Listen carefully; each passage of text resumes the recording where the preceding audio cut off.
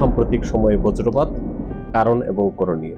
সিলেট অঞ্চলে ৩টি জেলায় একদিনে ১৪ জনের বজ্রপাতে মৃত্যু হয়েছে। এসব যে লোকগুলো মাঠে কাজ করছে, তাদের ওই সময় কি কিছু করার থাকে যার ফলে এই ঝুঁকিটা বা মৃত্যুর ঝুঁকিটা অনেকটাই এড়িয়ে চলা সম্ভব? প্রতি সেকেন্ডের দূরত্বের জন্য প্রায় ১ মাইল মতো দূরে থাকে বজ্রপাতের ঘটনা। যদি আমরা আসসালামু আলাইকুম। আমন্ত্রণ জানাচ্ছি সবাইকে আমাদের আজকের এই জনসচেতনতামূলক আলোচনা অনুষ্ঠান, সাম্প্রতিক সময়ে বজ্রপাত, কারণ এবং করণীয়।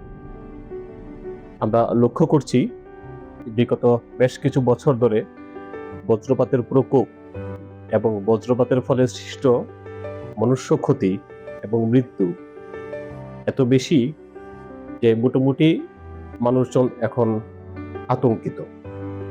এই বিষয়ে বজ্রপাত সাম্প্রতিক সময়ে কেন এত বেশি বেড়েছে, নাকি আগে থেকেই বেশি ছিল, বা এর পিছনে কি কি কারণ এবং এই কারণগুলো মোকাবেলায় ব্যক্তিগত, সামাজিক বা রাষ্ট্রীয় পর্যায়ে কি কি কাজ করা যেতে পারে, সে সমস্ত বিষয় নিয়ে আমরা আলোচনা করব। আজকে আমাদের আলোচনা করতে দুজন অতিথিকে আমন্ত্রণ জানিয়েছি। আমরা পরিচয় করিয়ে দিচ্ছি অতিথি দুজনকে। আমার দূরবর্তী স্থানে আছেন professor K M Akhtaruzzaman sir, medicine এবং হৃদরোগ বিশেষজ্ঞ, প্রাক্তন ব্যবস্থাপনা পরিচালক, মাউন্ট এডওয়ার্ড হসপিটাল। এবং আরেকজন আমন্ত্রিত ব্যক্তি জনাব অনুপ দত্ত, সহকারী অধ্যাপক, বন ও পরিবেশ বিজ্ঞান বিভাগ, শাহজালাল বিজ্ঞান ও প্রযুক্তি বিষয়। উপস্থিত দুজন আমন্ত্রিত অতিথিকে অত্যন্ত ধন্যবাদ এবং শুভেচ্ছা জানাচ্ছি আমাদের আজকের এই অনুষ্ঠানে আসার জন্য। ধন্যবাদ। সাম্প্রতিক সময়ের বজ্রপাতের যে দুর্ঘটনা দিন দিন বেড়ে চলেছে, সে বিষয়টি নিয়ে আজকের এই আলোচনা সভার আয়োজন করার জন্য আমি আমার পক্ষ থেকে ধন্যবাদ জানাচ্ছি। আপনাকেও ধন্যবাদ আমাকে আমন্ত্রণ জানানোর জন্য, এবং মাউন্ট এডওয়ার্ড কর্তৃপক্ষকেও অনেক ধন্যবাদ এরকম একটি সচেতনতামূলক অনুষ্ঠান আয়োজন করানোর। আমরা শুরুতেই আলোচনা অনুষ্ঠান অর্থাৎ মূল পর্বে চলে যেতে যাচ্ছি।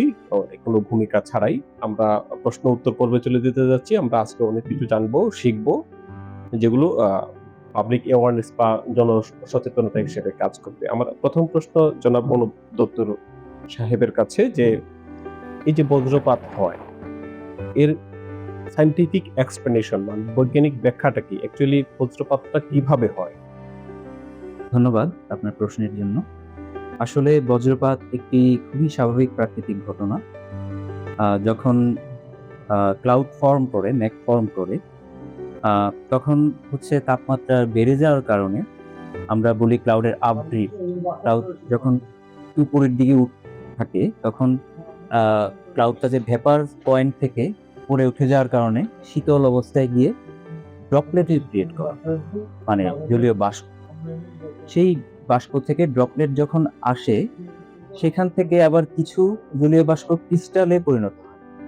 এই ক্রিস্টাল এবং যে জলীয় কণা, এটা একসাথে করে একটু ভারী এক ধরনের এলিমেন্ট ক্রিয়েট করে, সেটাকে আমরা বলি যে গ্রাউটেল।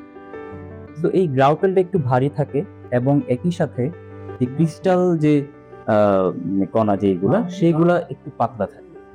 এই ভারী এবং এই পাতলা, এই দুইটার যে একটা ডিনামিক্স, পাতলাগুলো উপরে উঠে যাওয়ার একটা প্রবণতা এবং ভারী যেগুলা সেগুলো নিচে যাওয়ার একটা প্রবণতা, এই ডিনামিক্সের কারণে তাদের পরস্পরের সাথে ঘর্ষণের সৃষ্টি হয়।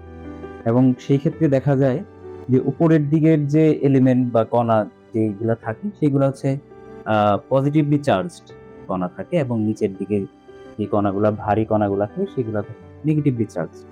এই ডিনামিক্সের ফলে এরকম একটা পর্যায়ে আসে যখন চার্জগুলো খুব বেশি ওভার চার্জ হয়ে যায় এবং তারা বিপরীত যে আধান যেগুলা, কণাগুলা, সেইগুলার প্রতি আকর্ষিত হতে থাকে। তো দেখা যায় আমরা যখন বজ্রপাত দেখি, কিছু কিছু দেখি যে মেঘের মধ্যেই হচ্ছে ঘোরাফেরা করছে, নিচে আসছেন। সেক্ষেত্রে দেখা যায় অন্য একটা মেঘের একটা অবস্থান যেটা ওর কাছাকাছি, সেখানেও ধনাত্মক এবং ঋণাত্মক আধান যুক্ত এলিমেন্ট আছে। এইখান থেকে যে ধনাত্মক আধান যেগুলা উপরের দিকে থাকে, তার পাশে একটা মেঘের ফর্ম, সেখানে ঋণাত্মক যে আধান, তার প্রতি আকর্ষিত হতে থাকে। তখন সেটাকে আমরা বলি যে ইন্টার ক্লাউড ফ্ল্যাশ বা থান্ডার। আবার যখন খুব কাছাকাছি থাকে মেঘ গ্রাউন্ডেও কিন্তু সেখানে ধনাত্মক এবং ঋণাত্মক আধান যুক্ত এলিমেন্ট থাকে, তখন তারা কি করে, যদি নিচের অংশটাতে আমরা ধরে নিলাম যে ঋণাত্মক আধানগুলা মেঘের ঋণাত্মক আধানগুলা নিচের দিকে থাকে, গ্রাউন্ডের যে ধনাত্মক আধান যুক্ত যে এলিমেন্টগুলা তার প্রতি আকর্ষিত হতে থাকে, এবং যেটা হয় তারা যখন একসাথে হতে চায় তারা সবচেয়ে শর্টেস্ট পসিবল ওয়েটা খুঁজতে থাকে, যে কারণে আমরা দেখি যে উঁচু উঁচু দালানগুলাতে যখন স্ট্রাইক করে সেটা হচ্ছে মেঘ থেকে সবচেয়ে বেশি কাছে। তো এইখানে এই যে এই ব্যাপারটা, সেটাকে আমরা বলি যে ক্লাউড টু গ্রাউন্ড ফ্ল্যাশ। তো এইখানে যদি হয় গ্রাউন্ডের ধনাত্মক আধান এবং ক্লাউডের ঋণাত্মক আধান যেটা নিচের দিকে থাকে ভারী যে সাবস্টেন্সগুলো, সেইখানে আমরা যদি মানে ফ্ল্যাশের যদি ক্রিয়েট হয় সেই ক্ষেত্রে ঋণাত্মক আধানগুলা গ্রাউন্ডে চলে আসে, তার মানে একটা মানে অয়ে তৈরি হয়ে যায়, যেটাকে আমরা হচ্ছে বলতেছি বজ্রপাত। এবার আমরা প্রশ্ন করব প্রফেসর কে এম আখতারুজ্জামান স্যারের কাছে। স্যার, আমরা যেটা দেখি থাকি যে বন্যা বা ভূমিকম্প বা অতিবৃষ্টি, অনাবৃষ্টি, খরা, এগুলো প্রাকৃতিক দুর্যোগ হিসেবে আমাদের দেশে বেশ ভালোভাবে গুরুত্ব পাচ্ছে এবং এগুলো মোকাবেলায় বিভিন্ন পর্যায়ে বিভিন্ন রকম কর্মসূচি নেওয়া হয়ে থাকে। সেই অনুযায়ী বা সেই তুলনায় বজ্রপাতের বিষয়টা আমরা কি অনেকটাই উপেক্ষা করে যাচ্ছি কিনা, বা এই বিষয়টা কম্পারেটিভলি অন্যান্য দুর্যোগের চেয়ে একটু অবহেলিত কিনা, যদি হয়ে থাকে এর পিছনে কি কারণ বা এর উত্তরণের কি কি উপায় হতে পারে স্যার? এটা নির্দ্বিধায় বলা যায় যে আমাদের দেশে অন্যান্য সমস্ত প্রাকৃতিক দুর্যোগের মতো বজ্রপাতকে সমান গুরুত্বের সঙ্গে দেখা হয় না। সম্ভবত অন্যান্য দুর্যোগগুলোতে মানুষের প্রাণহানির সঙ্গে সঙ্গে সম্পদের যে হানি হয় সেটাই মানুষের কাছে বেশি হাইলাইট হয়ে যায়। সেজন্য বন্যায় কিংবা ঝড়ে, ঘূর্ণিঝড়ে মানুষ যেভাবে সম্পদ হারা হয় সেটার জন্য মানুষ বেশি চক্ষু ফেরা কিংবা দৃষ্টিপাত করে। কিন্তু বজ্রপাতের মতো দুর্ঘটনায় যেখানে সরাসরি মানুষের জীবন বিপন্ন হয়ে যায়, প্রাণহানি হয়ে যায়, গরু ছাগলের মতো প্রাণী মারা যায়, গাছপালা মারা যায়, শস্য নষ্ট হয়, এটা এখন পর্যন্ত আমরা সেইভাবে জাতীয় পর্যায়ে কিংবা বলতে গেলে আন্তর্জাতিক পর্যায়েও আমরা এই দুর্যোগটাকে সমান তালে উপরের দিকে নিয়ে আসতে পারিনি।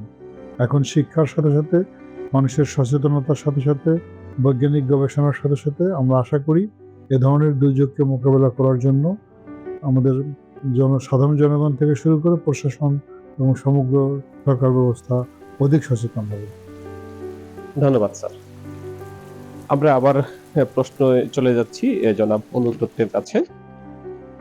সাধারণত দেখা যায় যে সারা বছর ধরে বজ্রপাত হয় না, বছরের একটা নির্দিষ্ট সময়ে আমরা যেটা লক্ষ্য করে থাকি যে এপ্রিল, মে, জুন বা এই সময়গুলোতে বজ্রপাত বেশি হয়। তো আমরা যদি বিগত কয়েক বছরের একটা গবেষণা দিকে তাকাই তাহলে বিষয়টা কিরকম, আমাদের বজ্রপাতের হার কেমন বা প্রকোপ কেমন বা এর ক্ষয়ক্ষতি, এই বিষয়ে আপনার কাছ থেকে কিছু তথ্য জানতে চাচ্ছি জনাব অনুপ দত্ত। ধন্যবাদ। আমরা যদি একটু পুরানো তথ্য আমরা যদি একটু দেখি, সেই ক্ষেত্রে 1990 থেকে 1999 ওই সময়টাতে যে 10 বছরের যে গড় মৃত্যু বজ্রপাতে, সেটা ছিল বিলো 50-এরও কম। তারপরে যদি আমরা দেখি 2000 থেকে 2009, সেই ক্ষেত্রে সেটা হয়ে যায় 100-র উপরে, 106 বা রিসেন্ট 2009 থেকে 17 পর্যন্ত একটা স্ট্যাটিস্টিক্স আমি দেখেছি, সেটাতে দেখা যাচ্ছে 270, মানে বছরে গড়ে 270 জন মানুষ বজ্রপাতে মারা যায়। এবং 2017 থেকে এখন পর্যন্ত যেটা স্ট্যাটিস্টিক্স দেখা যাচ্ছে, সেটা দেখা যাচ্ছে বছরে 300-রও বেশি মানুষ বজ্রপাতে মারা যায়। এটার আমি যদি কারণ বলি, কয়েকটা কারণ থাকবে, তার মধ্যে যদি আমি আগিয়ে রাখি কয়েকটা কারণ, সেটা হচ্ছে জলবায়ুর পরিবর্তন, বায়ু দূষণ, সেটা একটা বড় ব্যাপার। আরেকটা হচ্ছে যে এখন কিন্তু আপনি জানেন যে আমরা খাদ্যে স্বয়ংসম্পূর্ণ। তো আগে মাঠে যেরকম কার্যকলাপ হতো, কৃষিকাজ হতো, আগের তুলনায় কিন্তু এখন দ্বিগুণেরও বেশি, কোনো জমি খালি থাকে না। হাওর অঞ্চলে এখন আগে বছরে একটা ফসল হতো, এখন ২টা বা ৩টাও হয়ে যাচ্ছে এখন। তো এই এইটাও একটা বড় কারণ যে মাঠে মানুষের উপস্থিতি আগের থেকে অনেক বেশি, এবং বজ্রপাতে যদি আমরা হিসাব করি বেশিরভাগ মানুষ যারা মারা যায় বজ্রপাতে বেশিরভাগই হচ্ছে কৃষক। আমরা স্যার কথা বলছিলাম বজ্রপাতের সাম্প্রতিক সময়ে বেড়ে যাওয়ার কিছু কারণ নিয়ে। জনাব মনোজ দত্ত কিছু কারণ বললেন। আপনি কি আরো কিছু এড করতে পারেন কিনা স্যার? সাম্প্রতিক সময়ে বজ্রপাত কেন বেড়ে গেছে? নাকি এটা আগেই বেশি ছিল, আমরা মিডিয়ার কোনো অপ্রতুলতার কারণে জানতে পারি নাই? নাকি আসলেই বেড়েছে সাম্প্রতিক সময়ে এই বজ্রপাতের প্রকোপ? কথা ঠিক, কথা ঠিক যে সাম্প্রতিক সময়ে বজ্রপাতের হার বেশি পাওয়া যাচ্ছে। দুটো বিষয়ে সঠিক। একটা হচ্ছে যে বজ্রপাতের হার বেড়ে গেছে, অন্যটি হলো যে মানুষের সচেতনতার কারণে অনেক বেশি ইনফরমেশন আমরা পাচ্ছি কিংবা আমাদের হাতে আসতেছে। কিন্তু আমার কাছে এই কারণগুলোর বাহিরেও মনে হয় যে আমাদের প্রতিনিয়ত আমরা পরিবেশের উপরে যে ক্ষতিকর কাজগুলো করতেছি, প্রতিনিয়ত পরিবেশের উপরে আমাদের যে বিজ্ঞান কিংবা আমাদের সমাজের যে আক্রমণ, তার কারণে পরিবেশ আমাদের প্রতি বিরূপ। আমার মনে হয় বর্তমান বিশ্বের যে টেলিকমিউনিকেশন ব্যবস্থা, স্যাটেলাইটের সঙ্গে ভূমি থেকে স্যাটেলাইট কিংবা বিভিন্ন টেলিকমিউনিকেশন, বিমানের সঙ্গে কমিউনিকেশন, এই নানান ধরনের টেলিকমিউনিকেশনগুলোতে মূলত ইলেকট্রোম্যাগনেটিক ফোর্সকে ব্যবহার করা হয়, এবং ইলেকট্রোম্যাগনেটিক ফোর্স কিন্তু বজ্রপাতের কারণগুলোর সঙ্গে রিলেটেড। আমার কাছে মনে হয় এই ব্যাপারে প্রচুর গবেষণা করার সুযোগ আছে, যে বৈজ্ঞানিক অগ্রগতি, টেলিকমিউনিকেশনের অগ্রগতি আমাদের বজ্রপাতের কারণগুলোকে আরও একটু বাড়িয়ে দিচ্ছে কিনা, এই ব্যাপারে সচেতন হওয়া উচিত। আর একটা বিষয় যে যেগুলো হাওর অঞ্চল, যেখানে পানির আধার বেশি, সে সমস্ত অঞ্চলে যেহেতু পানি থেকে বাষ্পীভূত হয়ে জলীয় বাষ্প উপরের দিকে উঠে যাচ্ছে, এবং সেই জলীয় বাষ্পগুলোই আবার উপরে ঠান্ডা বাতাসের সংস্পর্শে ঘনীভূত হয়ে বড় বড় জলীয় কণা তৈরি করতেছে, যার ভিতরে এই নেগেটিভ চার্জগুলো তৈরি হইতেছে। কাজে যে সমস্ত অঞ্চলে পানির পরিমাণ বেশি, হাওর অঞ্চল বেশি, স্বভাবতই সেই সমস্ত অঞ্চলে বজ্রপাতের পরিমাণটা বেশি। স্যার, একটা যেটা আলোচনার বিষয় এবং সবাই মানে বৈজ্ঞানিকদের একটা মতামত যে বৈশ্বিক তাপমাত্রা বৃদ্ধির একটা প্রধান কারণ বলছে যে 1 ডিগ্রি বৈশ্বিক তাপমাত্রা 1 ডিগ্রি বাড়লে বজ্রপাতের সম্ভাবনা 10 থেকে 12% বেড়ে যায়। এবং আমরা সবাই জানি যে গ্লোবাল ওয়ার্মিং একটা খুবই কনসার্ন ইস্যু। এই গ্লোবাল ওয়ার্মিং যদিও একটা ইন্টারন্যাশনাল বা আন্তর্জাতিক একটা বিষয়, এর ফলাফলটা খুব বেশিভাবে আমরা আমাদের এই বজ্রপাতের একটা উদাহরণ কি নাই? অবশ্যই অবশ্যই আমরা যেটাকে গ্রিন হাউস ইফেক্ট বলি, আমাদের পৃথিবীর যে তাপমাত্রা বেড়ে যাচ্ছে, কার্বন ডাইঅক্সাইডের মাত্রা বেড়ে যাচ্ছে, এবং এই গ্রিন হাউস ইফেক্টের জন্য নানাবিধ সমস্যা তৈরি হচ্ছে। ভূমিতে পানির উচ্চতা বেড়ে যাচ্ছে, এ ধরনের বজ্রপাতের আশঙ্কা সহ ঘূর্ণিঝড়, অন্যান্য দুর্যোগ দুর্বিপাক বেশি হচ্ছে। কাজে আমরা সারা দুনিয়াব্যাপী যদি বৈশ্বিক তাপমাত্রাকে কমিয়ে আনতে না পারি, তাহলে আমাদেরকে বজ্রপাত সহ নানা ধরনের দুর্যোগ দুর্বিপাকে পড়তে হবে। এই জন্য আমাদের উচিত সবাই মিলে কার্যকরভাবে একটি আমাদের পৃথিবী, সেই পৃথিবীটিকে বাঁচানোর জন্য কীভাবে পৃথিবীর তাপমাত্রা কমিয়ে আনা যায়, কীভাবে দুর্যোগগুলোকে কমিয়ে আনা যায়, সেজন্য গবেষণা করা এবং গবেষণার ভিত্তিতে সমন্বিতভাবে কার্যকরী পদক্ষেপ গ্রহণ করা। জনাব অনুজ দত্তের কাছে আমার একটি প্রশ্ন যে এই যে অপরিকল্পিত নগরায়ন বা গ্রাম, দেখা যাচ্ছে যে গ্রাম অঞ্চল, গ্রাম আর গ্রাম থাকছে না, গাছগাছালি অবারিত কেটে যাচ্ছে, বা নগরায়নের একটা প্রকল্প হচ্ছে, ফলাফল যেটা হচ্ছে যে গাছের সংখ্যা দিনে দিনে খুব আশঙ্কাজনকভাবে কমে যাচ্ছে। তো এটাও একটা কারণ কিনা অধিক বজ্রপাতের পিছনে, যে অপরিকল্পিত নগরায়ন বা গ্রামগুলো শহরে রূপান্তরিত হয়ে যাওয়া। অবশ্যই গাছপালা কমে যাওয়া বজ্রপাতের আমাদের ক্ষয়ক্ষতি যে বেশি হচ্ছে, গাছপালা কমে যাওয়া একটা বড় কারণ। কারণ বজ্রপাতের যে চার্জ, যেটা আমাদের মাটিতে চলে যাওয়া যে সহজ রাস্তা, সেটা ছিল গাছ। গাছ কমে যাওয়াতে আমরা বেশি এফেক্টেড হচ্ছি, বিল্ডিং গুলা ক্ষতিগ্রস্ত হচ্ছে, বা খোলা মাঠে যদি কোনো মানুষ থাকে, সেই সবচেয়ে উঁচু থাকে, যদি আশেপাশে গাছপালা কম থাকে, সেই ক্ষেত্রে মানুষ ক্ষতিগ্রস্ত হয়।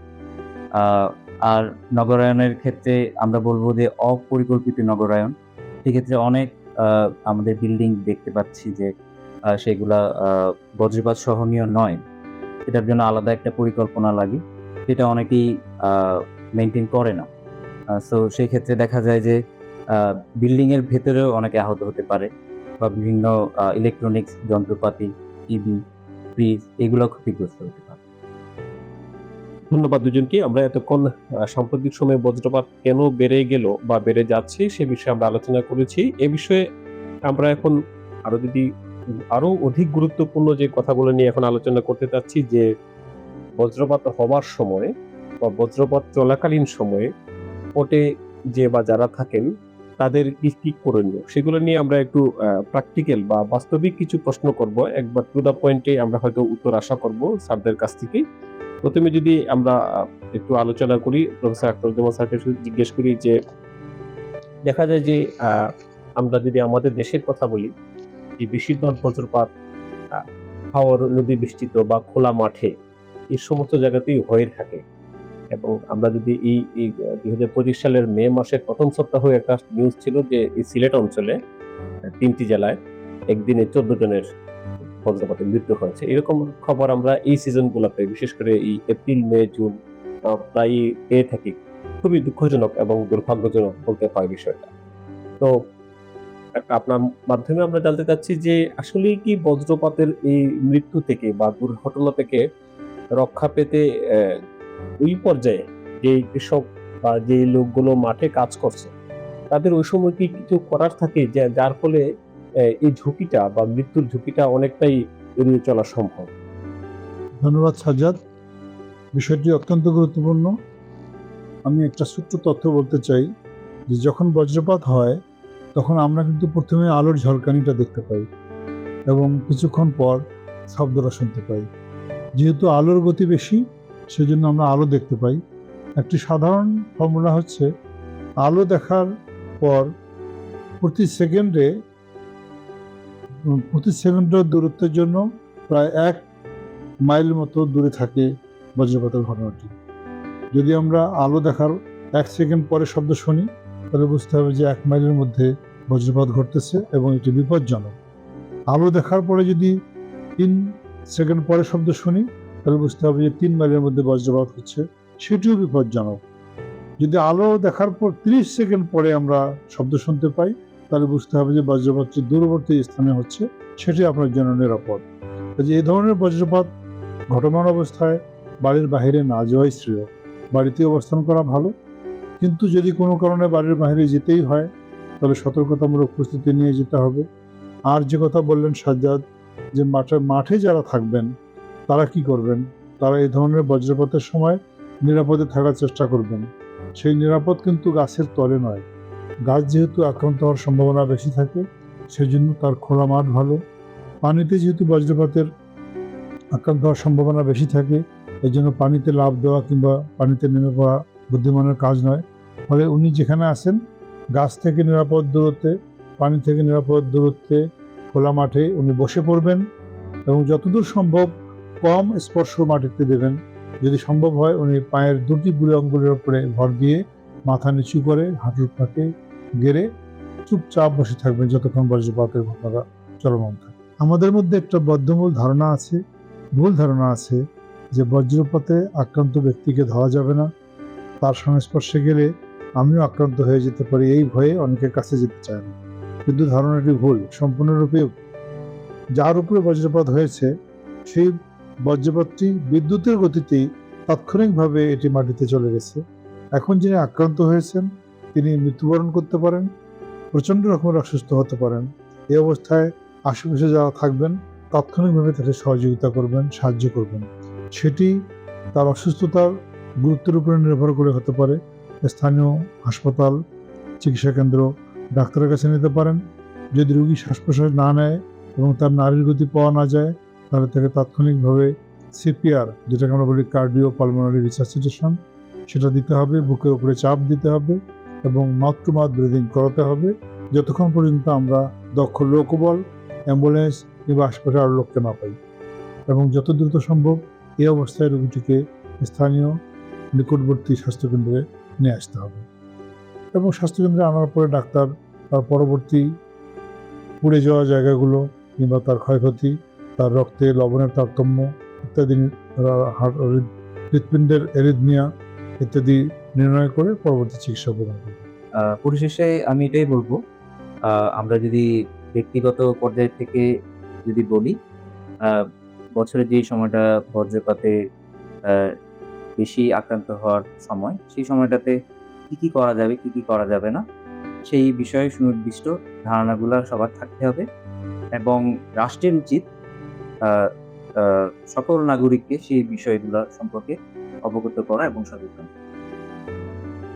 আমিও অনুভবের সাথে একমত যে বজ্রপাত হচ্ছে আর 10টা প্রাকৃতিক দুর্যোগের মতো একটি প্রাকৃতিক দুর্যোগ। আমরা হয়তো এটাকে নির্মূল করতে পারবো না, আমরা হয়তো এটাকে সমূলে নিয়ন্ত্রণ করতে পারবো না, কিন্তু জনসচেতনতার মাধ্যমে সরকারি এবং বেসরকারি পর্যায়ে মানুষকে প্রশিক্ষিত করার মাধ্যমে আমরা বজ্রপাত থেকে ক্ষয়ক্ষতির হার অনেকাংশেই কমিয়ে আনতে পারব। এই জন্য সমন্বিত উদ্যোগ দরকার।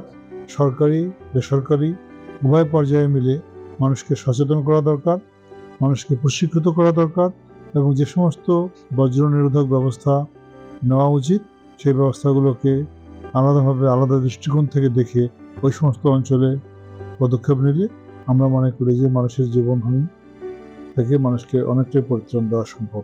এজন্য সরকারের এবং বেসরকারি পর্যায়ে সকলেরই ব্যাপক ভূমিকা আছে। সবাই এ ব্যাপারে সচেতন হলে আমরা দেশ এবং জাতি অনেক উন্নতি লাভ করতে পারবে।